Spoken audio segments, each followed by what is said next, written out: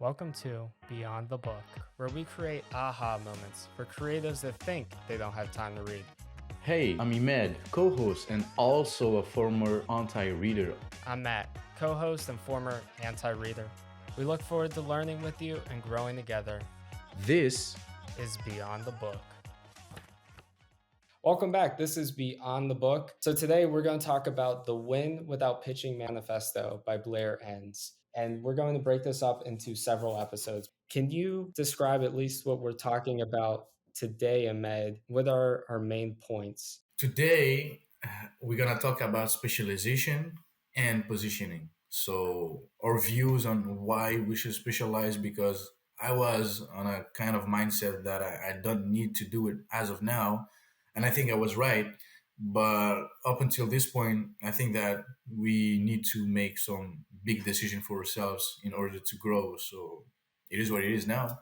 Absolutely. Well, let's give a definition as to what specialization is. Specialization to me is defining a high income service and really focusing and going all in on that. It's niching down to its core, and over time, you become an expert in that area. It is the opposite of a jack of all trades. Do you have anything to add to that? Yeah,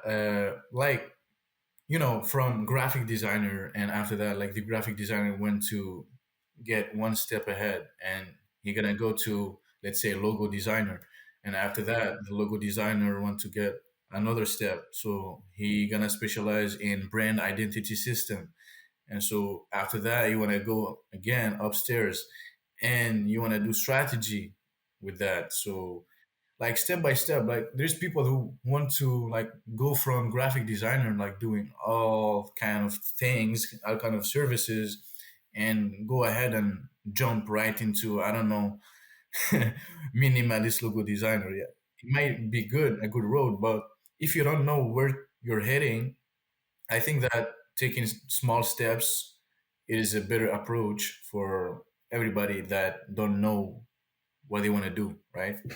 Yeah, no, I totally agree. And I've always had an issue with the idea of specialization because my selling point has always been, well, Matt knows a little of everything. He's a jack of all trades.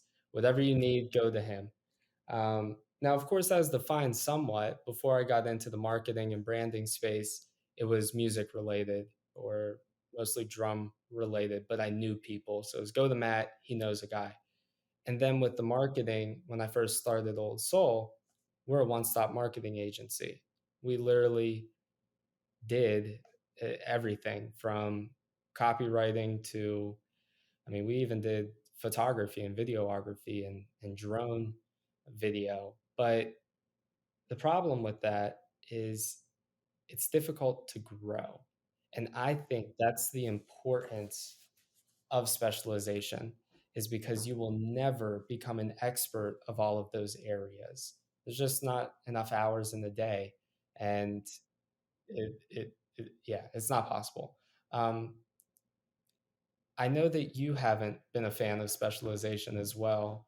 What has your experience been? Like for me, it all started with website design, like 10 years ago or 8 years ago. I was very little, yeah, young guy, just want to do it by myself because I don't have the money to hire someone for $1,000, $2,000 making website. And I said like Fiverr at the time wasn't kind of existing, I think, because to find someone who gonna give you a website for, I don't know, $100 is a little bit difficult. But after that, Fiverr comes in and everything got mixed up. There's people competing for prices, and a lot of things has changed. So now, if you don't want to compete on price, you need to have like some sort of expertise or like a lot of friends that are willing to pay you well for that. And for my case, when I started again and was very interested in logo design because of Fiverr. So the reason why, like, I was looking to launch a brand for myself and I needed a logo. So I paid like $300 Canadian in Fiverr for a logo, and I was like, what the hell is that? Like, I can do better than that, like, you know. And that is the reason why I was interested in becoming a logo designer, because for myself, I know that I can do better than that. Well, why I'm paying $300 to do that, right? So yeah, I started to learn again logo design, and after that, I started doing that for my friends. Even my friends, I do it for free at first, but after they pay me the bare minimum. The first logo that I made was for like $500, and after that, I grow from that. And after that, I learned about identity system, and after that, I learned about brand strategy on YouTube from the future. So yeah, things add up, but at the end of the day, as of now, I know that I can mix all that up together and just attract one sort of audience that you offer them your main service, and after that you can show them that you can do other things, and because of the relation that you built with them, you have higher chances to do the other things that you can do, but don't like display them on your website or something like that. Yeah, totally. And it allows us to, as Blair says, we become specialists. And when it comes to pricing as a specialist, price doesn't matter as much. And I don't remember if it was the book or a podcast that he was in, but he said, if you're going to the doctor, you expect to pay a certain price. Right. He said, now, if you need a specialist, you need a heart surgeon, whatever. He said, 10 to 1, you're probably not, the first question won't be, how much is this? Because there is a pain that you have and it needs to be fixed, and it needs to be fixed quickly. And you are going to a specialist because they have years of experience, they have years of successful procedures, and you probably got them as a recommendation, you were referred to them. And when we position ourselves as creatives in that same way, we kind of take the power back, so to speak, in that Yeah. initial conversation with a prospect or a potential client. Um, do you have any thoughts about that? Yeah, like there's another reason for me that I didn't want to like stall on specialization. It is because of like the back and forth with clients that don't value your work now, you know. So for my personality, that I'm not kind of an order taker, if you know that from a fact at the beginning, so just don't become a logo designer who is gonna go do whatever the client want if you think that you're into that path, right? So I think that you need to ask yourself some questions. And if you, for a fact, know that you can't take orders, you know that you need to learn about strategy and specialization so that you can offer expertise to your client and don't take orders from that. Like, you're the one giving advices, you're the one taking the lead, and you're the one with the power. Yeah, no, totally. So let's take a step back, because I don't think it is as obvious as how to specialize. Um, I love the example that Blair used in a podcast episode. He said the main reason that creatives tend to hate the idea of specialization is because we don't want to be put in a box. And it's like we're in a room full of doors, and one door is logo design, the next one's web design, the next is branding, and it goes on and on. We want to go through every single door because we watch one YouTube video and we go down the rabbit hole. We read one book and we go down the rabbit hole, and we want to check them all out, because we don't choose one, we spend all of our time doing that. And our fear is, if we choose one door, what happens if we get on the other side of that door and we're in a concrete room with no windows? Is the most boring room in the world. We feel trapped. We feel confined, um, and that's the opposite of what we want as creative people. Yeah, right. Blair argues it's the opposite. When you go through one door and you really start learning about uh, whatever you're doing, whatever that craft is, there are more doors that open to even bigger and more wonderful things that can only be opened once you choose and make that decision and you specialize. Hearing it that way is what pushed me to say, you Yeah. know what? I've heard about this enough. People I really look up to talk about specialization and niching down till they're blue in the face. And I may disagree with it, but I'm going to take their word for it and just try it. Hmm. And since doing that and positioning myself, which we'll speak to in a little, as a brand strategist, it's really been fun to, learn everything I can about brand strategy and, learning about case studies and making my own. And I'm starting to see new doors opening because I just made a decision. Yeah, I think that is true because if you take it from another perspective, which is if you like to do everything and you're just starting out, so it's a little bit difficult to compete with other guys. There have leads, all of that. There's word of mouth, and if you just come into the game and try to do everything, it is a little bit difficult to like the risk factor to be the lowest possible with your clients, right? And what I was thinking before is like, why should I specialize? And after that, I read the book. I understand that you need to specialize in order to focus on getting some kind of audience first, like getting your clients for your specialization. And after that, from there, you can come again and start adding services to your actual services that you want to do it from the first thing first. So, like, now, not a way down. And after that, add step by step in order to become what you want to be at the first place. Totally. I had a conversation with a friend recently, similar boat, wants to do 1,000 things, just landed an opportunity that really seems like a once in a lifetime, but it would require them to focus on one thing. They're saying, well, I want to, build courses, I want to write and do all this other stuff. And I said, well, if you focused on this one thing and you gave it your everything, how dangerous would you be? They're like, well, what do you mean? I said, whenever you find something new, shiny object syndrome, where you just, here's the new thing, you go and watch hours of YouTube on it. If you focused, how much would you learn relatively quickly? And if you worked on it every single day, how dangerous would you be in 6 months? And they stopped and they thought, they were like, very, because they know how intense they can be when they learn something new, because it's just the hunger for knowledge. And that really motivates a lot of people, just the idea of learning itself.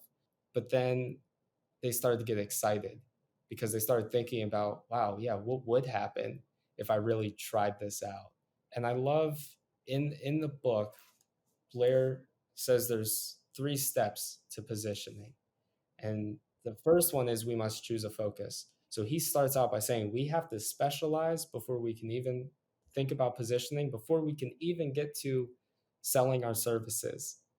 It has to all start from specialization. When I read that, I was like, damn. Because I've heard it enough. I didn't want to hear it again. And I just kept, kind of hearing this voice in the back of my head saying, everyone's saying it. There has to be some truth in it. From there, he says, then articulate that focus via a consistent claim of expertise. What does that mean, Ahmed? Like, I asked Chris Do on Twitter, like, what makes you an expert, right? And he said like he doesn't like getting like call himself the expert, but he likes more other people calling him the expert, right? So labeling yourself as expert is not part like of my way of thinking. I don't like to label myself like I'm the one that you need to go. Like, I don't like to sell myself. I like more of my work that speaks for me, or the results, so that you don't need to like lose your time setting yourself to leads or like running around or something like that. Yeah, no, I totally agree. And actually, we were talking off air. You're working on rebranding uh, yourself, or repositioning Yeah. is a better term. And you've been working on your website, Right. and everything is through the lens of how you would like to position your brand at this point. Right. Why do you care so much about the website? Why not just say, you know what? I have my one liner, my two liner. I'm going to find clients. Because I heard somewhere, I don't recall it, but like I think it's from Chris Do too, which is your website should be a bridge for low budget clients. So like you don't have time to lose with them, right? And you want to attract the high end clients. And for me, like the website is just one step from a lot of other steps that there is necessary for working with high tickets clients. And for myself, my website, the reason why I thought that is necessary to rebrand it is for my audience. So I'm not designing my website for myself, I like it, yeah, but it is more for what type of clients I want to work with. My work that I want to put on my website is the project that I want to attract and give them the opportunity to work with me and me working with them. So I think that the main goal of your portfolio or your website or whatever it might be is like making it a bridge for low end clients. So Yeah, 100%. And it extends beyond the website. Your social media channels all need to have the same messaging. When right, you specialize, your goal should be, how can I educate people that are interested in this and bring them along in the process? When you right, think about it like that way, you are opening yourself up to a world of content ideas. Show the process. Um, that comes from Show Your Work yeah, by Austin Kleon. And everyone knows, when it comes to social media, make sure you have the same profile picture and the same banner image and your links and bio, et cetera, et cetera, et cetera. It's important because you want to keep letting people know, this is who I am, this is what I do. And when Blair says, articulate that focus via a consistent claim of expertise, that is one of the ways it works out in reality on social media and through your website. His third point is, and finally, we must work to add the missing skills, capabilities, and processes necessary to support our new claim. What does that mean? like for me, to like I said, like for myself, I launched my portfolio like now 3 months or 4 months ago. I don't recall it, but like it took me 3 months to understand that I need to specialize, and therefore I wasn't like, oh my god, I just launched my website. I don't want to rebrand it. I'm like in the spin-off, like never satisfied. But it wasn't for that. Like the first website I did, I liked the color myself. Like I wasn't preaching what I teach or what I'm doing. Like I'm not designing for myself. We're designing for your target audience. So that's the main reason why I took those steps. And I was hearing a lot of things like don't don't how you say that, like don't overthink.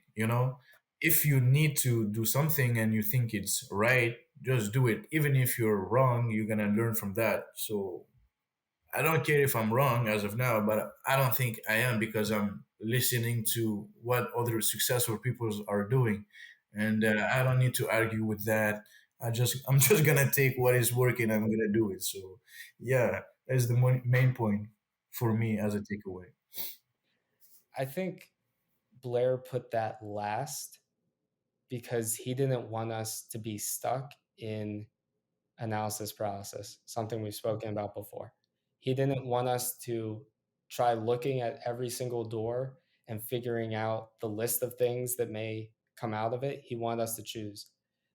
And when we make that claim, that second point, and we make it publicly on our website, on social media, word of mouth, we have to follow that up.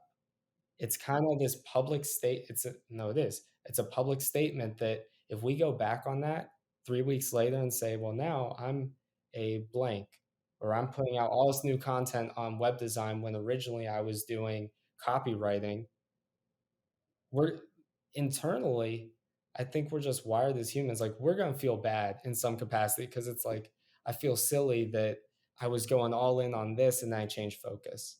Um, that's how I've always been. I've had a horrible uh, problem with telling everyone 1,000 ideas I have, following through on 5% of them. And then when they don't pan out, I'm like, why did I even mention this? If I just thought about it a little bit more, it would have worked itself out. I wouldn't have done it. And I think Blair is encouraging creatives, make your claim. And after that, figure out what you need to learn to back that claim up. What case studies do you need to develop? What education might you need? What skills do you need? And that is how you position. You're familiar with like gap analysis, right? When it comes to positioning. Can you speak to that a little bit? Because positioning it's different than specialization. It's finding a gap in the market and then filling it. So what does Right. that mean? Yeah. So you probably heard like a new designers or graphic designers saying that I don't want to become a graphic designer. There's so many graphic designers and they don't know how to fill in a gap, which is there's a lot there's a sea of designer, and in order for you to like get noticed, you gotta do something, right? I don't know, networking, uh, go ahead, build a community, launch a YouTube channel, do something different in order to become different. So for me, filling in the gap is more of, I don't know, you find something that you're more good than someone else, which is, I don't know, it can be on, if you're more good on logo design than web design, why are you like taking the time to showcasing websites and logo design? And what Chris Do said at a moment is that if you're, I don't know the exact term for that, but if you're showing good work for logo design and you only show logo design, your client gonna assume that you're good at website design, so you'll be able to do it. But if you're showing logo design and website design, but your website design are not that good as of your logo design, you're gonna lose leads because we're gonna assume that you're not that good.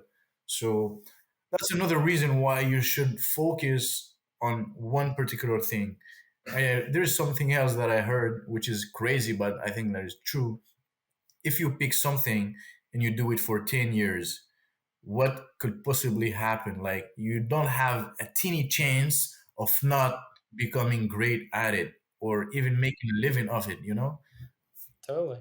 You look at the law of numbers, and it's like when that's applied to social media, if you keep posting and you're not spamming, but you're putting posts out of quality and of value, eventually it's going to work. Eventually you're going to see the followers. Eventually you're going to see the community. Eventually you're going to see conversions. It's just time and discipline, which I think as creatives, we tend to struggle with a lot. I I believe that for myself that has been true. That's why I had 1,000 ideas and only worked on 5% of them, because I didn't have the discipline to focus and I didn't set anything up um, in my life that would keep me accountable to focus. I, I'm just thinking about like what we just spoke about for roughly 30 minutes. That's Yeah, from like the first 4 pages of the book. yeah, which is crazy.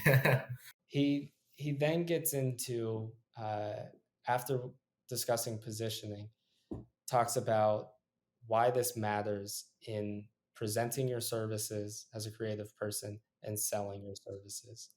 Because when your website, when your social media, when word of mouth, referrals, when all of that is saying the same message, the prospective client is going to see you as a specialist. So when you walk into that meeting, this isn't taking orders. You're going to ask 1,000 questions, maybe not 1,000. You're going to ask really good questions to understand the root of the issue, and you're looking to see if this is a mutually beneficial relationship. This isn't one-sided. This isn't just taking, orders from the client, doing that and then moving on. But this has to be worth your time. This has to be worth the money. And when we're a specialist, we can focus the conversation where it's us diagnosing the issue and then prescribing a solution. Do you have anything to add to that? Yeah, so for me, it was shifting from, like I said, from graphic design to identity system to brand designer out of out of the kit with after that brand strategist. And like to become a brand strategist, there's a lot of misconception, which is, oh, you saw 3 videos on YouTube about brand strategy, you're a brand strategist now. But like there's a lot of, I don't know, there are people hearing the future and they saw the transition of Melinda Livesey from brand designer to brand strategist, and to the point where she don't even make any graphic design work related as of now, and they are want to do that, because of the money. There's a different like kind of motivation behind that, which I think is not a good idea, because before calling yourself something, you need to put in the work, right?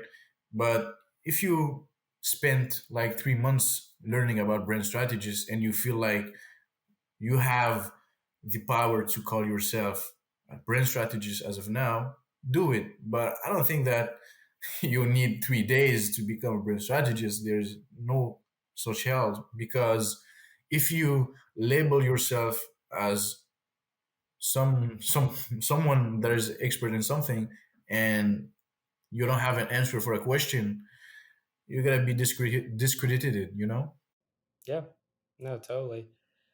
I think if we want to talk about how we actually implement this stuff, the first thing to specializing, you have to know what to specialize in. I would say look at the things that you've done in the past that have really made you excited, have made you feel some sense of fulfillment. And if you've been paid for that, there tends to be those moments where when the two overlap, it's kind of like, wow, did I really get paid to do this? Because it Yeah. was enjoyable, Yeah. right? Find those moments. And then also look at things that are piquing your interest. Something that maybe you've seen a little bit about, but it's like, man, I can't stop thinking about that. For me, that was brand strategy. Literally a year ago, I was first introduced to it and I was like, that's pretty cool. And I kept thinking about, but I went and did 1,000 other things. And now here I am going all in. It's like, wow, if I just made that decision a year ago, it would have been a little easier. How would you advise someone to pick something to specialize in? Start without being greedy. This is the first thing. So in order to know what you like and what you want to do, maybe start. Yeah, I don't want to say don't start until you find something, because that is not what I did. So I'm not gonna advise that. I was in a position when I want to do everything: logo design, strategy, web design, blah blah blah blah blah. From start to finish.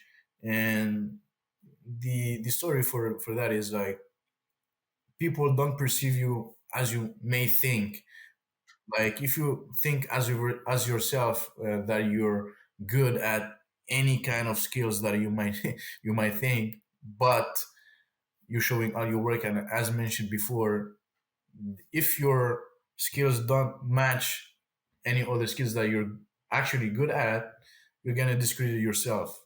This is doing more harm than anything. But there's something: if you good at logo design and you want to specialize, you can specialize in, let's say, in minimalism, or pick an industry and just do work for that industry. At the end of the day, is logo design, but it is more niche down, so you can find your path that way, in my opinion. For myself, as of now, I like working with beauty brand, wellness brand, because I did everything, like from car dealership, banking, uh, knives, kitchen, beauty brands, and I like beauty brands more than any other project. So as of now, I know for a fact that I only want to work with this kind of brands. But I did everything at the beginning to understand that. Totally.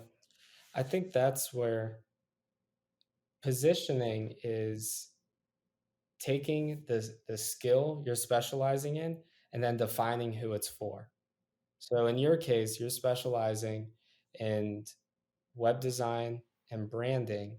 Right. That's the specialization. Positioning is for e-commerce um, and wellness beauty brands, Right. right? At this point, I'm still working on my positioning. I know my specialization is brand strategy. I haven't defined, what industry or sets of industries yet. Um, I think once you figure out, okay, this is what I want to specialize in, maybe two things. I would then make a list of who are the top 3 accounts you can find on YouTube that are experts in that field, or in that's whatever you want to call it. And then who are 3 experts on Twitter, Instagram, so on and so forth. Find bloggers. Turn on your post notifications because you need to be consuming this content daily. The only way you're going to grow and actually become an expert is the daily discipline of learning and then practicing. They have to happen at the same time, I believe, because we could just have all the head knowledge in the world, but without doing it, we're not actually gaining any experience. I think after we have that list and we're consuming the content, we need a running list of what are all of the technical skills that go into this. So if you take, let's say, illustration, you're doing logo design. What are all the technical skills you need to know about the software you're using? What are the softwares available? And then you have something to kind of check off on your list. Like, did I learn about the proper way to do kerning and whatnot? Do I know about the different emotions that color invokes? And you can really kind of build your own. I mean, you're building your own education that way. When you're saying, here are my teachers. Here's what they're teaching. Here are all the things I need to learn, and then you put to practice. Anything to add to that? Yeah, like for myself, like, it's a bit crazy, but yeah, I was in a position and I was like, oh my god, I want to do that, I want to do this, I want to do that, because I'm very good at drawing. But is it up to the point where I can just focus on that and become an illustrator? But I wasn't getting it, so I didn't focus in that because I didn't believe that I can do that in a way, because I was only drawing mangas. This is not what I'm gonna do when I'm an illustrator, right? I'm is I didn't know if I was going to enjoy it. So with that being said, I didn't take that path because I wasn't convinced that it was what it was what I was What liking, you you really know? wanted? Yeah, Yeah, exactly. So I didn't do it. But I think that I will be good too in that, but I didn't take that path because I wasn't gonna be fulfilled with that. I prefer to create brands and websites for clients. I think when it comes to positioning, that's where you can utilize things like a SWOT analysis. Oh man, strengths, weaknesses, opportunities, and threats. Yeah, Is that what it is? I yeah, yeah. think maybe. Um, and I think you so. can Yes, it is. It is. I just Googled it. If you do a SWOT analysis, you'll find out, okay, who are the the freelancers, who are the agencies, the companies that are experts in this field and actually practicing this. And you see what are the clients they're working with. Okay, you have that figured out. But then think about, if you have working experience, who are the clients that you really enjoyed working with?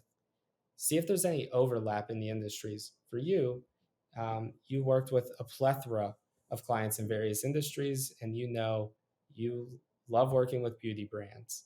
So you're positioning yourself to only work with beauty brands. I think we need to take a similar approach. We look at brands that interest us, or industries that interest us. We look at what is everyone else doing, and then we start to determine, okay, what are the problems that these business owners or these brands are facing, and look at the overlap. And then you'll find, okay, how can I help? How can I solve? What will the outcome be? but what is the benefit to the client as well? And after that analysis, work on crafting your message. And before you know it, you're specializing in X and you work with brands in Y, and you help them achieve a number of things, and you'll have your framework. right? And like one main thing for me is don't listen to what social media is saying on one subject and just take one advice and apply it. Yeah, it is good to listen to, I don't know, specialists or expert in the industry, but saying that there's a lot of misconception around that, like saying that if you want to make money, you need to specialize right away. You need to find your niche right away. But is these people telling you how to find your niche? Are they're saying something about that, or they're just saying find it and do it? But if you don't know how to do it, how can you do it? You don't know what you don't know. Yeah, Well, exactly. it's, So I I'm agree. still. It's funny. I mean, we've spent the past 40 minutes or so discussing the first couple pages from the book. Um, my biggest takeaways to wrap up, and I'd love to hear yours, where I needed to determine what am I specializing in, and then how am I positioning myself, and actually developing action steps to accomplish that. And my action steps at this point are building out my landing page for brand strategy, and then building out content to educate on brand strategy, and then finalizing my frameworks for executing brand strategy. What were your takeaways from the reading? Yeah, because of the book, I went from forging brands with devotion to working with enthusiastic e-commerce brand and lifestyle brands, looking to grow exponentially on Shopify. And that was all made from hearing one kind of advice from a podcast and taking takeaways from the book itself and putting it together in order to achieve what I want. And it is because of the book that I took the steps, necessary steps to position myself. But at the end of the day, I'm not at the 100% that I want to be. But I took this necessary steps to get to the point. But I think that we never can be at 100% because we learn every day. In a new day, we're learning something new. So that is the main takeaway for that we need to stay updated with the industry because there's always updates. How do you make websites? How are you making logos? What are the trends? And you gotta help your clients. So you need to be updated. And that's how you can charge more, I think.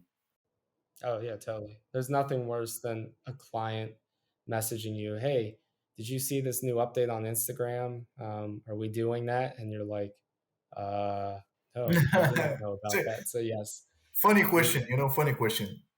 Will you pick someone who is in the industry of web design, like 15 years of experience, like doing websites since 2010, or taking someone who has been doing websites from the last 5 years? Which will be your choice?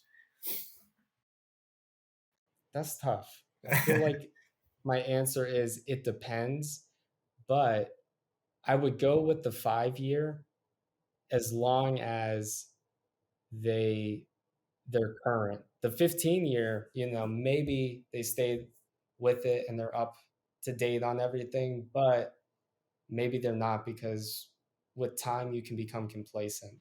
Um, Exactly. yeah, so I know it's a cop out. It depends, but I'd probably lean more towards the 5 year.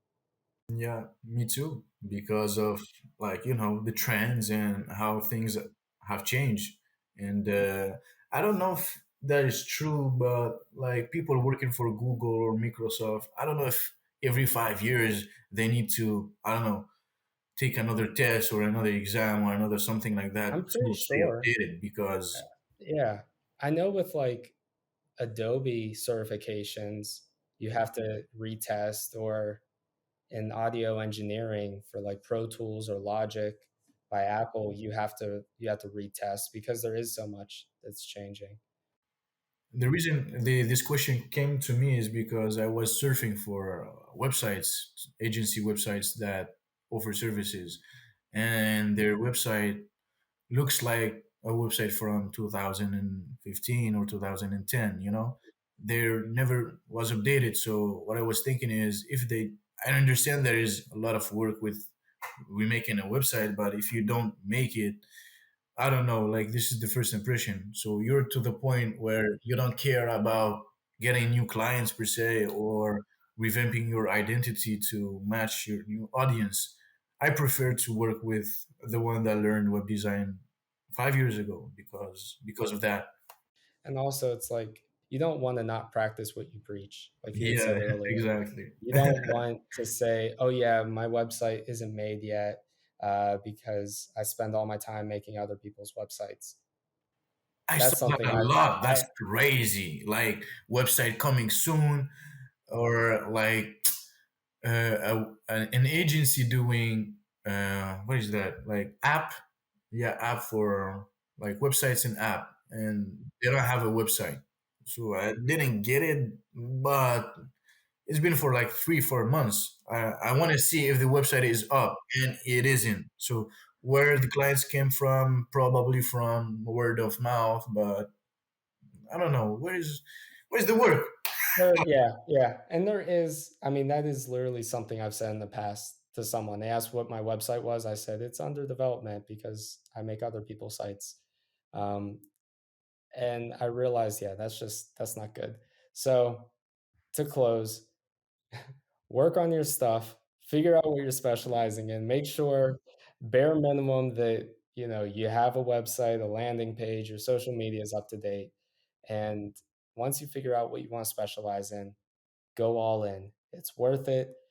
You're going to become an expert. When you're an expert, you charge a lot more because it's worth a lot more. You'll have experience, case studies, and the like under your belt. And with that, I think we're out. Thanks for listening. If you enjoyed this conversation and would like to support the podcast, please leave a review on your favorite platform. For show notes and previous episodes, visit our website, btbpodcast.net. Thanks again, and we'll see you next time.